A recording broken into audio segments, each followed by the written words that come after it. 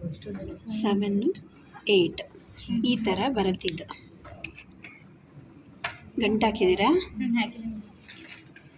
ಇವಾಗ ನೋಡಿ, ಇದು 1, ಇದು 2,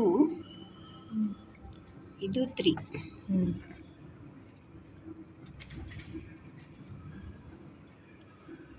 ಇದು 4, ಇದು 5, ಇದು 6, 7,